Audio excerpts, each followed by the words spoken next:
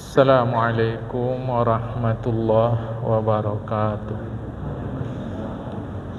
Alhamdulillahi rabbil alamin. Wassalatu wassalamu ala ashrafil anbiya'i wal mursalin, habibina wa maulana Muhammadin wa ala alihi wa sahbihi ajma'in. Man yahdihillahu fala mudilla lahu wa man yudlil fala hadiya lahu. Qala al-musannifu rahimahullahu ta'ala wa nafa'ana bi'ulumihi fid darain amin. Summa qala, dan segala kata yang tiada faidah itu pun lidah mesti dijaga. Apa yang dimaksud tiada faidah? Tiada pahala. Jadi setiap perkataan yang tiada menghasilkan pahala sebaiknya jangan dikatakan. Memang dia tidak menghasilkan dosa, tapi rugi. Ya jamaah, itu namanya mubah, sia-sia. Dia tidak menghasilkan dosa, tapi juga tidak menghasilkan pahala, sia-sia. Sebab kita mau pulang bawa banyak pahala, itu masalah. Semua kita pulang nih, tak ada yang tinggal.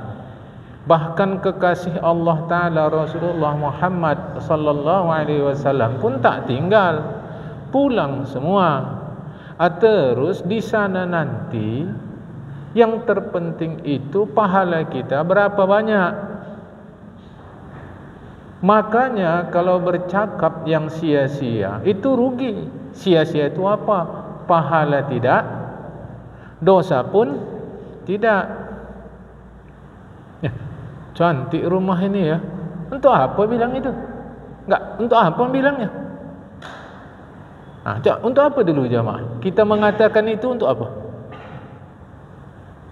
Untuk merasakan kebesaran Allah. Bukan itu yang dikatakan. Subhanallah. Misal kata la ilaha illallah, misal kata masya Allah. Bukan itu.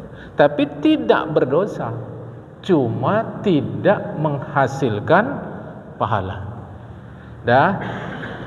Yang menghasilkan pahala ini bukan mesti Al-Quran, Al-Hadis saja. Cakap biasa pun bisa mengeratkan silaturahmi antara kita. Itu berpahala. Jamaah, seluruh, jangan anggap enteng seluruh. Seluruh itu bisa mengeratkan silaturahmi kita, dan itu pakai bahasa kita, berpahala. Awak tengok tegang aja muka kawan ni, kita seluruhkan supaya agak relax sikit, sikit, santai sikit. Itu berpahala. Jadi bukan mesti Al-Quran, bukan mesti Al-Hadis. Itu sudah jelas lah, Al-Quran, Al-Hadis sudah jelas jamaah. Tetapi cakap hari-hari pun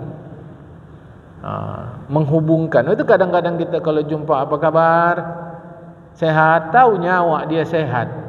Tanya lagi, sehat? Supaya akrab sesama umat Islam. Pahala. Walau bukan Al-Quran, bukan hadis. Kalau yang tidak menghasilkan pahala, tidak menghasilkan dosa, itulah tadi itu. Tahan dirimu dari segala kata yang tiada faedah. Sebab judulnya kita mau pulang, enggak ada lain. Apalagi masuk dosa dia ni berikut ni. Peliharakan olehmu lidahmu daripada berdusta, jikalau bersenda-senda sekalipun. Maksudnya ecek-ecek, seluruh-seluruh. Pelihara. Karena apa? Karena kalau seluruh-seluruh ecek-ecek itu bisa karena membawa kepada sungguh-sungguh. Itu bahayanya. Mulanya ecek-ecek seluruh-seluruh, nanti jadi nipu betul, dan nipu hukumnya haram. Tok, mintalah jajan awak. Kasihlah oleh hatuknya. 5.000 perak. Pagi tadi jam 8. Jam 11 minta lagi. Kata atuknya, tak ada duit. Padahal duitnya ada di kantong. Nipu, berdosa. Jamaah. Itu secara tidak langsung akan bisa mendorong cucu kita menjadi penipu. Karena kantong dia ada. Jadi seluruh sejujurnya tak apa, cuma bisa membawa nanti dia kepada serius. Jadi berdusta hukumnya haram. Jamaah. Tak ada kalimatnya dusta nipu untuk baik ya. Pernah dengar kalimat itu? Boleh bohong untuk baik katanya. Tak ada, tak boleh. Jamaah, bohong tu jahat, buruk. Macam mana dia boleh untuk baik? Yang ada adalah strategi. Itu yang kurang dipahami orang. Kita sikit nih. Kafir itu banyak. Cemana caranya kita berperang nih supaya gentar jiwa orang itu? Disuruh Rasulullah sahabat ngecat rambut warna merah, menimbulkan rasa gentar di hati orang kafir. Umat Islam saking ngamuknya rambut hitam pun berubah jadi merah. Ngeri awak. Itu bukan nipu, strategi. Perancis serang Libya, Kolonel Muammar Gaddafi main akal. Bagaimana caranya nih menipu Perancis? Kalau cara kita menipu, padahal strategi. Kesudahan dibuatlah orang-orangan dari pasir di padang pasir tadi jamaah. Yang dari jauh oleh pihak Perancis dipikir ini banyaknya pasukan Libya, padahal bukan. Ini strategi. Tahu-tahu ada pelajarannya. Bohong untuk baik boleh. Mana jalan ceritanya itu? Jamaah, lil wasaili hukmul maqasidi. Terhadap sarana ditetapkan hukum yang sama dengan tujuan. Tujuannya baik, jalannya mesti baik. Bagaimana mencampurkan yang baik dengan yang buruk? Jadi strategi boleh.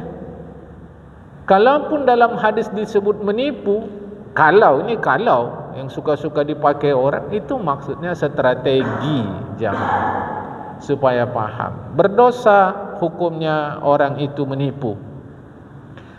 Apalagi dan dilarang peliharakan dirimu daripada mengupat. Apa itu mengupat? Ada definisinya di situ sudah. Maka tiap-tiap perkataan, tiap-tiap kata yang dikata akan seorang jika menyakiti hatinya, maka yaitu dinamai upat. Kita cerita tentang seseorang yang kalau dia dengar apa yang kita ceritakan tentang dia itu, dia sakit hati, maka itu disebut ngupat. Dosa besar. Dzikrul insani bima fihi mimma yakrahu. Kau ceritakan orang lain yang dia tak suka, itu dosa besar. Apa saja jamaah tentang orang itu. Gembrot dia sekarang. Kalau dia dengar cakap kita bilang dia begitu, kira-kira sakit hati dia tidak?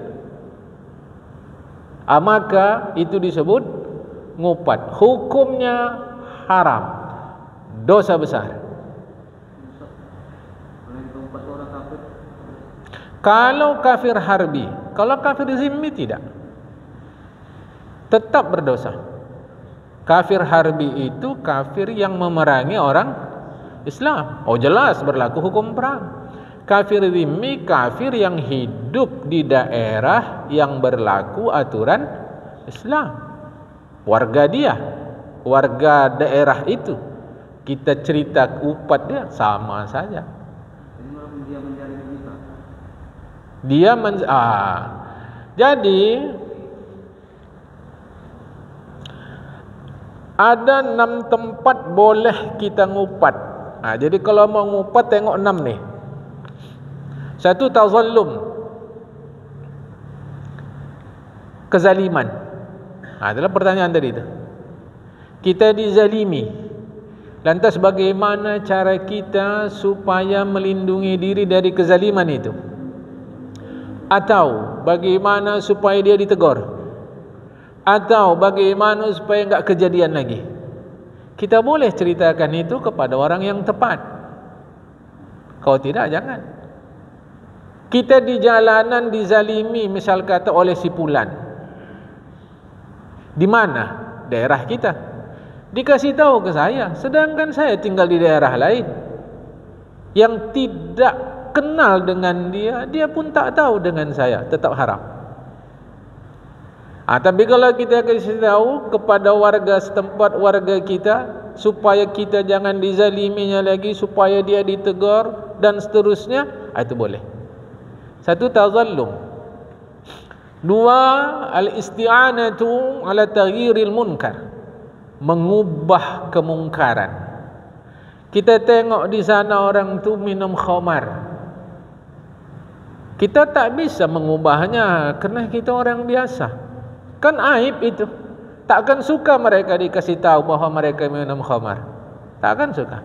Kita kasih tahu kepada siapapun yang menurut kita bisa menghentikan mereka dari minum khamar. Boleh. Itu boleh, jamaah. Si fulan suka kali congkel-congkel uang, tabung. Ada cara dia. Masyarakat tak tahu, kita tahu. Kepada siapa kita bagi tahu supaya dia bisa berhenti? Itu boleh. Dua, tiga, al-istifta, minta fatwa. Minta fatwa. Tapi yang minta fatwa ni kalau boleh tak usah sebut nama. Kadang jamaah sering tu, minta izin dulu Pak, saya ini baru taubat lagi, jadi macam mana cara saya menghapus dosa-dosa masa lalu saya? Tak boleh. Usah sebutkan sayanya, kerana itu kan aib kita. Bagusnya sebut secara umum. Bagaimana cara taubat seseorang yang dulu lakukan dosa A, B, C, D dan seterusnya? Padahal orang itu maksudnya kita. Itu istifta. Tetapi kalau tanpa disebutkan nama, orang tak mengerti. Orang yang kita minta nasihat tadi tak mengerti dia. Kalau tanpa kita sebutkan saya, dia tak tahu. Sehingga nanti jawaban dia menjadi tak berketentuan, maka boleh. Boleh, jamaah, ya. Sebentar, tahan dulu ya, 3 dulu ya. Ini kita kemari dulu. Sekarang kan kita tahun politik. Itu gimana kena Bang dah. Awak udah lama kenal abang awak ni. Kena. Ini dah ngeri kali ni gibah ni. Tak terceritakan lagi ni. Ini kalau ibarat benang, bukan kusut lagi Tuan Imam, tak apa lagi namanya kalau ada dalam bahasa Indonesia ni. Kacau sudah ghibah ni.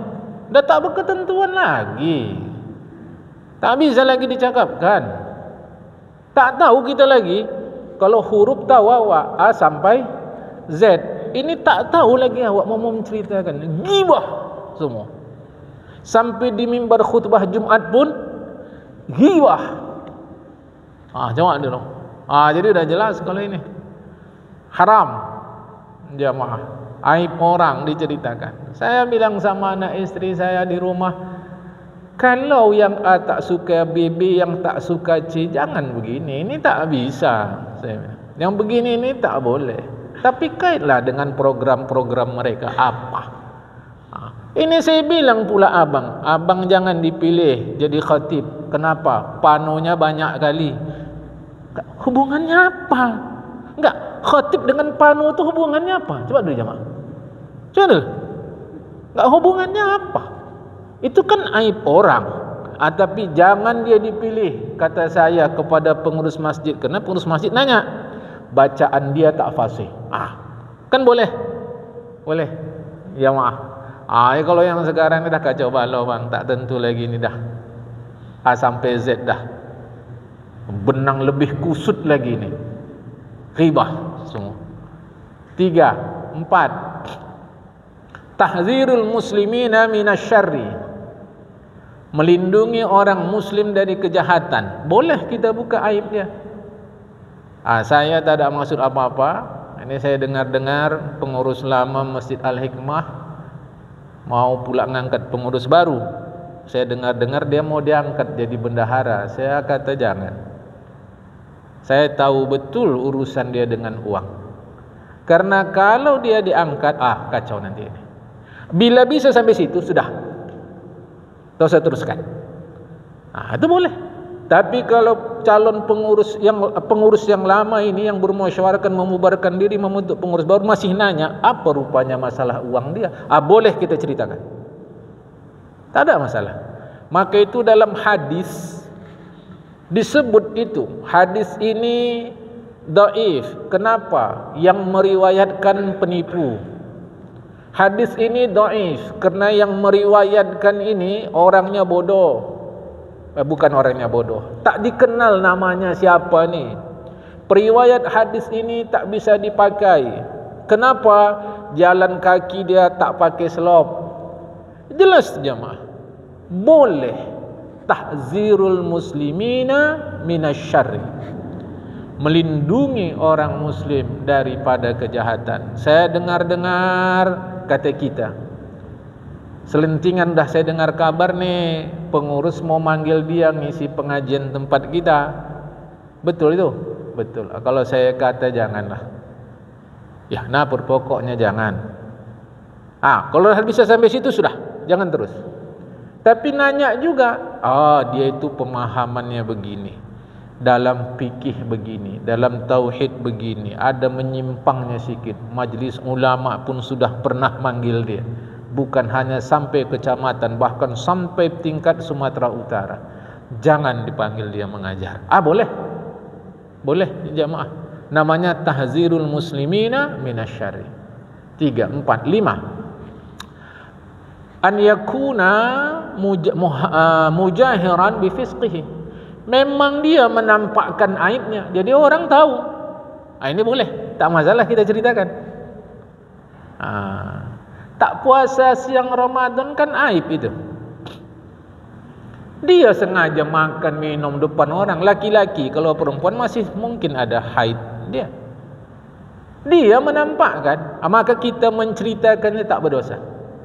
Sebab apa? Sebab memang dia yang menampakkan kefasikannya. Maka kita bilang si fulan koruptor tak apa-apa, karena sudah diumumkan oleh pemerintah.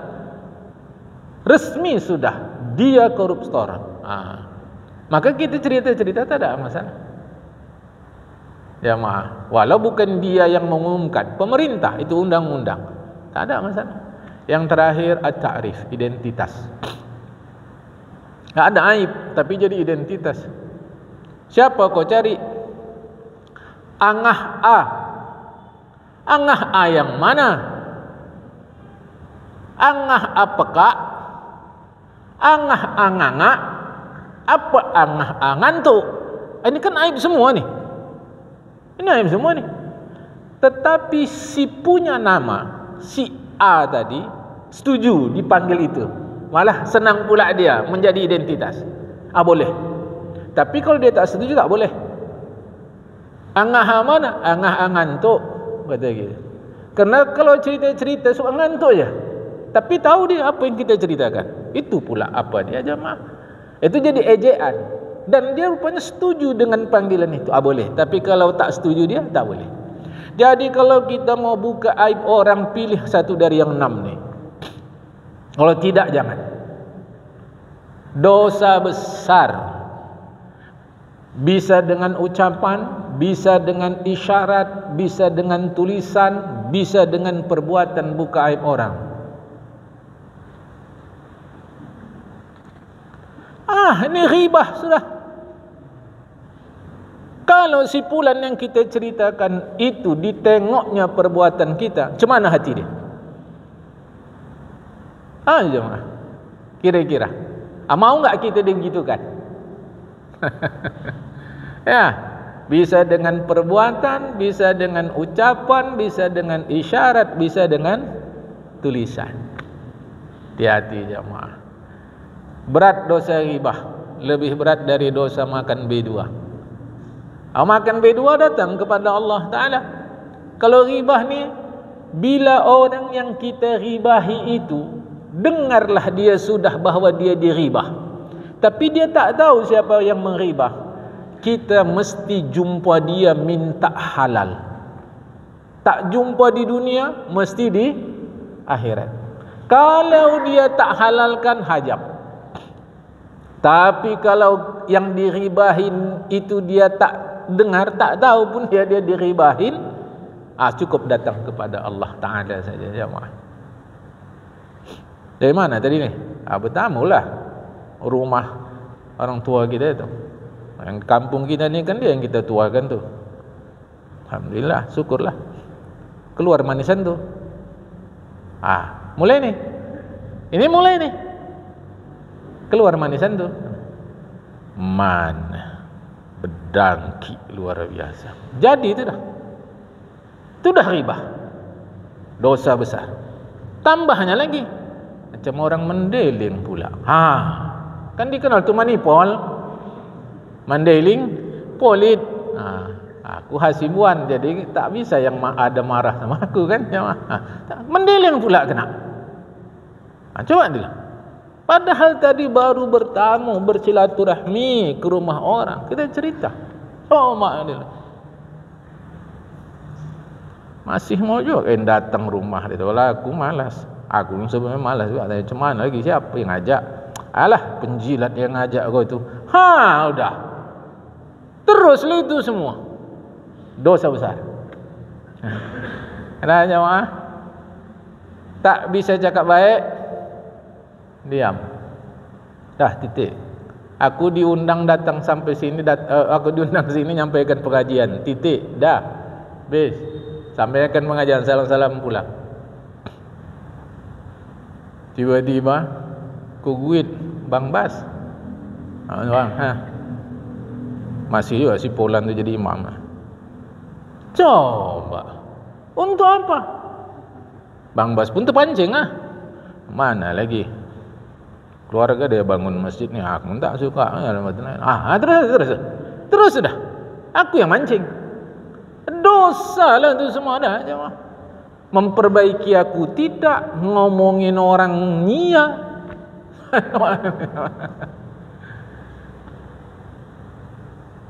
Lama tak nampak si Pulan tu, mana dia sekarang? Dah pindah, tidak terjun ni lagi. Lama dia pindah di siapa sana, di 50 sana. Cocok juga lah pindah dia. Indah mulai ni. Indah mulai ni. Kenapa rupanya? Ini mulai ni. Itulah orang Melayu kata lemang dan ketupat sama-sama dari pulut. Terkenang dan mengupat sama-sama dari mulut. Dosa je lah tu dah semua. Dah boleh faham. Bentar. Ini dulu. Faham dah tadi dah? Jadi boleh. Tinggal kita lah yang mengukurnya. Aku ni bahagian dizalimi tidak. Kalau iya, boleh ku kasih tahu sana sini seterusnya. Okey, faham? Macam mana?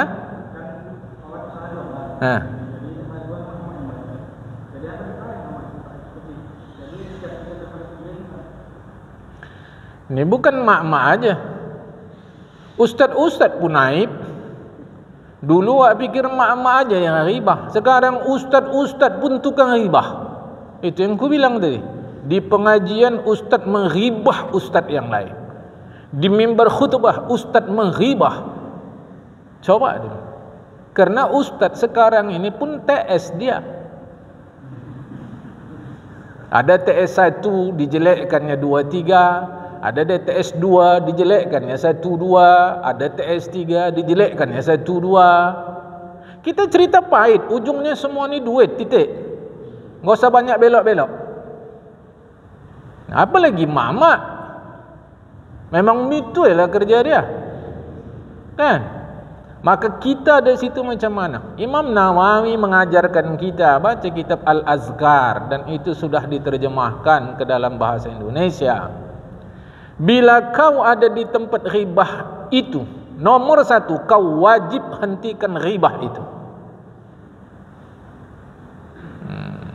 Tak sanggup, kau tinggalkan majlis ribah itu. Tak sanggup, karena kalau kau tinggalkan, kau nanti akan mengalami bahaya. Kau tetap di situ, perbanyak istighfar, jangan dengar hatimu ke ribah itu. Ini awak tak pergi curi-curi dengar juga. Apa? Astaghfirullahalazim. Apa? Sama ada.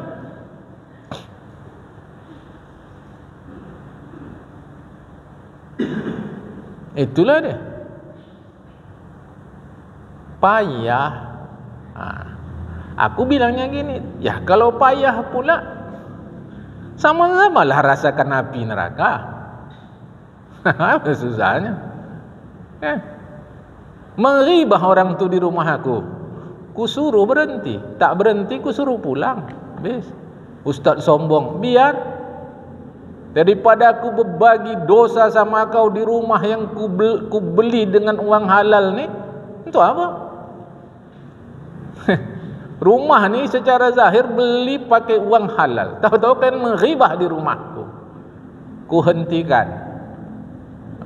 Tak mau berhenti, suruh pulang. Itu cerita. Karena kau yang nanya begitu tadi kan, kau hentikan mamak-mamak tu ribah sambil kau berjualan.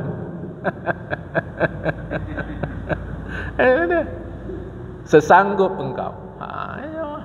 Dosa besar. Jangan kita pandang hanya makan berdua dosa. Gibah ni dosa besar. Sebisa engkau usahakan. Memang nanti balik-baliknya tebuk dada, tanya iman. Itu memang balik-baliknya. Jadi dari situ tahulah awak kadar iman awak, kapling awak di surga berapa besar. Tahu awak tidak? Itu dia. Nah, boleh faham? Masih lagi? Dah, mari kita teruskan. Jadi 6 tempat tu boleh ribah, ya. Yaitu daripada segala yang diharamkan Allah. Apalagi pelihara dirimu daripada segala yang diharamkan Allah Ta'ala, lain daripada keduanya, lain daripada dusta, lain daripada ribah atau ngupat. Apa itu? Seperti bersalahan janji. Ini sedang musim janji. Ini sedang musim janji ni kan? Jamaah. Jangan lagi mau temakan janji. Bersalahan janji. Sekarang ini orang menipu dah tak lagi ragu. Jamaah. Bahkan memakai insya-Allah dia menipu. Menipu tu haram, maka insya-Allah lagi. Mana jadi datang kau besok? Jadi insya-Allah saya takutlah. Padahal memang tak mau datang. Ada. Kalau bilang tak bisa nanti sakit hati dia. Bilang aja lah bisa. Supaya makin yakin dia, pakailah insya-Allah. 2 kali dosa dia dah menipu. Jadi sekarang ni kalau dah nanya, di mana sekarang? Di jalan, kata. Nipu itu dah. Sekarang ni jemaah. Nipu. Insya-Allah itu untuk iya, bukan untuk tidak. Iya kita mau datang, iya kita akan penuhi, iya akan kita lakukan. Tinggal lagi semua itu kan kehendak Allah. Barulah pakai insya-Allah. Ini awak pakai insya-Allah memang untuk tidak. Dosa besar. Jamaah. Nah, karena bersalahan janji itu sebahagian daripada alamat munafik, tanda munafik. Tanda munafik ni banyak, ratusan. Di antaranya 3 yang santer kali itu. Berkata dusta, berjanji mengingkari, dia ada bersalahan janji, dipercaya berkhianat. Padahal banyak lagi. Ya, tak tahan lama dia duduk di masjid untuk ibadah. Asyik mau keluar saja. Padahal masjid tadi kalau ditengok aturan agama A sampai Z-nya sudah sesuai. Kecuali kalau tak sesuai. Itu tanda munafik. Kemudian munafik juga mau pasti jelas jamaah ya. Munafik ni terbagi 2. Ada munafik hakiki, ada munafik majazi. Munafik hakiki itu munafik sebenar. Hati kafir, zahir Islam. Kita tak tahu ni, ya, kerana soal dalam. Rasulullah pun tak tahu siapa yang munafik hakiki kecuali kerana dikasih tahu oleh Allah Subhanahu wa taala. Yang kedua, munafik majazi. Hatinya Islam, zahirnya pun Islam. Cuma di antara perbuatan orang munafik hakiki itu dia pakai di antaranya tadi itulah, dia Islam menipu, dia Islam berkhianat. Itu disebut munafik majazi. Artinya kiasan. Yang sebenarnya disebut munafik hakiki, ya. Jadi kalau kita katakan munafik kau, berarti taulah kita hati dia kafir. Tidak. Yang kita maksud munafik majazi, munafik kiasan. Apalagi lagi kau pelihara lidahmu daripada berbantah-bantah. Apa bantah-bantah ni? Bertekak. Bertekak itu haram. Sama ada ia pada perbuatan dunia. Tak percaya kau sama aku. Simpang beringin hujan. Aku baru dari situ enggak ada hujan. Demi Allah. Ya ilah tekaknya. Apa masalah ni sekarang? Karena hujan tak hujan apa rupanya? Tak hujan apa? Ya enggak gitu, Pak. Nanti bilangnya pun aku nipu. Hujan, aku kan baru dari sana nih. Aku baru sana. Lillahi ta'ala aku dari sana. Tak ada hujan. Enggak ngerti kita. Apa pentingnya ni apa sekarang? Bertekak. Itu masalah dunia. Atau pada perbuatan akhirat. Nanti kita di akhirat tu dikumpulkan di sini. Tak ada kaji aku sama guru sana tak begini. Kalian dua-dua dah mati belum? Kata awak. Bisa tahu akhirat? Kan belum. Apa tekak-tekai? Jangan bertekak. Jamaah. Tapi kita ni sur aja, ingin sur. Macam kita lebih tahu pula tentang akhirat daripada Nabi Muhammad sallallahu alaihi wasallam. Jamaah. Nah, bertekak tu haram.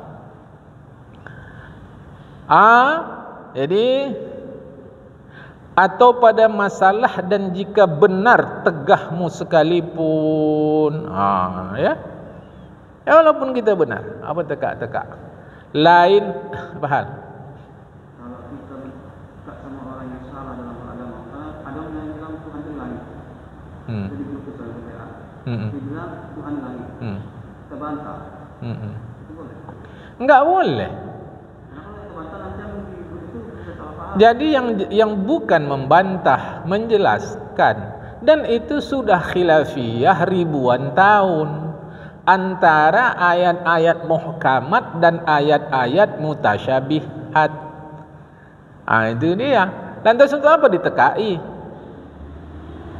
Untuk apa kita tekai? Tidak, Allah Ta'ala tidak di langit. Begini.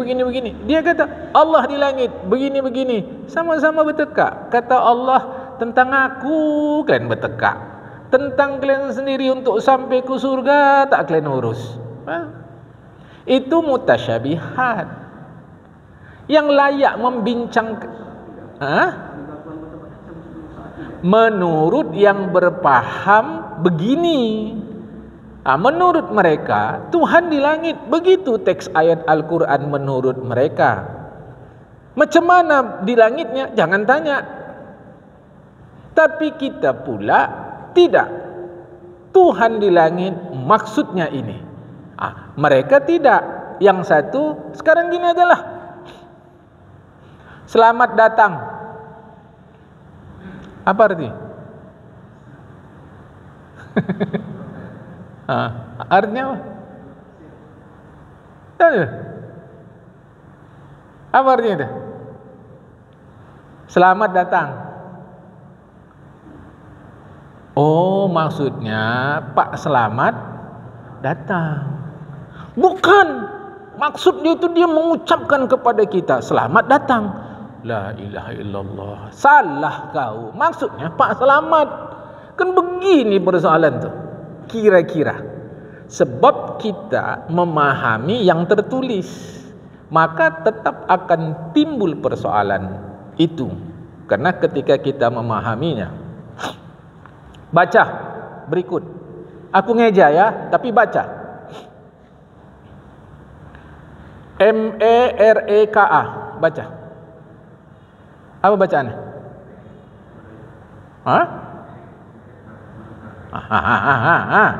Kan? Mereka apa mereka? Tak betul. Apa bacanya? Mereka. Bukan mereka. Mereka tak ada.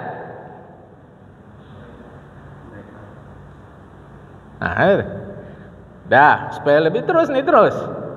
Nanti sampai ke sana, itulah namanya pemahaman. PEKONG. Bukan pekong. PEKONG. Pekong. Kudis yang besar itu apa namanya? Bisul lain lagi. Kau piuh lah kau nanti. Pekong. Kudis besar itu kan pekong. Jadi bacanya tadi apa? Pekong apa pekong? Dah, aku teruskan. Ini belakangan saya tahu nih. BELA. Tuh. Kena ada bahasa Melayu belah. Ada bahasa Melayu belah. Awak tahu dulu bela. Saya jumpa dengan orang Melayu, ada belah. Beda belah dari bela. Jadi mana yang betul tulisan nih, bacanya? Balik ke situ. Itulah dia mutasyabihat. Kira-kira mereka memahaminya Allah di langit, tapi jangan tanya macam mananya. Cuma berdasarkan tulisannya Allah di langit, dah sebatas itu. Lantas kita yang pihak tak setuju pula, misal kata kami berpaham Allah di langit berdasarkan ayat Al-Quran. Macam mananya kita tak tahu.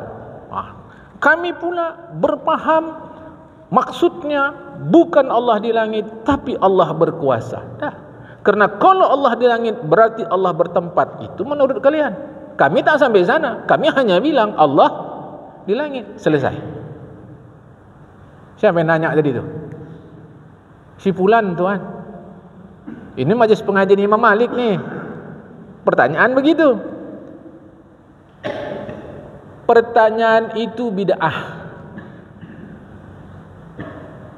Orang yang nanya itu tadi di majlis ni, usir dia keluar. Imam Malik. Apa maksud? Ini perbincangan level orang alim. Kita tidak. Tapi karena sudah dibuat di masyarakat dia, saya jelaskan. Mereka berfaham Allah di langit berdasarkan tulisan itu. Sampai situ saja. Mau bagaimananya kami tak masuk sana.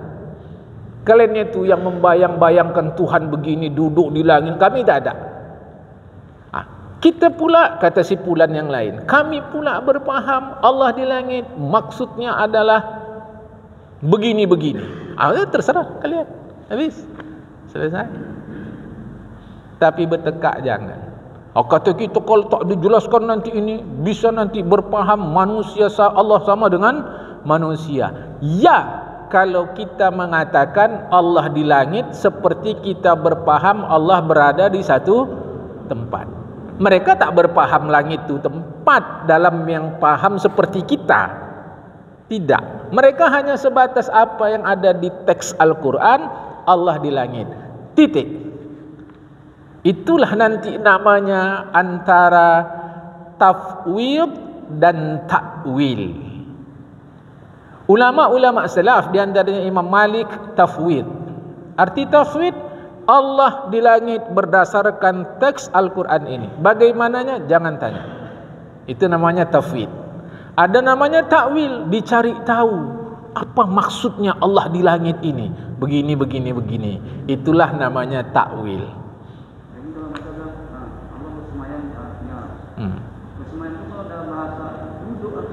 Itu kalian. Kami tak ada sampai di sana. Kami hanya mengatakan Allah bersemayam di langit. Titik. Iya, itu kan kalian. Kalian itu kata mereka. Kami tak sampai sana. Kami hanya nengok ayat Allah bersemayam di langit. Dah, titik. Kau pegang buku sebagus belakangku ya. Naik kereta nih, naik kereta. Pegang pinggang aku betul-betul. Pakai helm dah, jalan. Yang dipahami si pembonceng, pegang pinggang. Udah? Oke. Tup sampai di jalan terjatuh kereta tadi. Udah? Yang model tafwid serah. Maka si pembonceng udah jatuh pun pegang juga pinggang tuh. Karena si pengemudi bilang pegang pinggang. Udah jatuh pun pegangnya juga pinggang. Dah. Yang satu pula lagi pegang pinggang. Dia paham pegang pinggang kalau situasi normal. Pas jatuh lepaslah pula. Usaha pegang lagi. Napas awak pun sesak dah. Ngapa pegang lagi? Yang nomor satu itu model tafwid, yang nomor dua model takwil. Ayo, jawab. Kan? Inilah yang menjadi dasar bagi orang mencari tahu. Aku sebetulnya di posisi mana? Sebab mereka ingin jawaban aku sesuai dengan mau mereka, sedangkan saya berkeinginan pegang paham masing-masing, berdamai kita sesama umat Islam. Kita sembahyang asar di desa Bani Quraizah, kata Rasulullah. Itu jelas sahabat-sahabat dengar barusan pulang perang. Kita sembahyang asar di desa Bani Quraizah. Jelas itu. Begitu masuk asar, sebahagian sahabat langsung sembahyang di tempat. Belum sampai ke desa Bani Quraizah. Sebahagian sahabat sembahyang di ujung waktu setelah sampai di desa Bani Quraizah. Mana yang salah? Itu dia. Yang satu menafsirkan maksud Rasulullah itu cepat kita jalan supaya sampai sana. Yang satu memahami tidak, kita sembahyang tunggu sampai sana. Mana yang salah? Ini pun begitu. Yang berpaham bahwa berdasarkan ayat Al-Quran Allah bersemayam di arasy. Titik. Jangan tanya apa maksud semayam, macam mana semayam. Itu kita tak tahu. Yang satu pula dia tafsirkan bersemayam itu begini-begini. Jadi kalau begini-begini berarti Allah samalah dengan ini. Itu menurut kalian.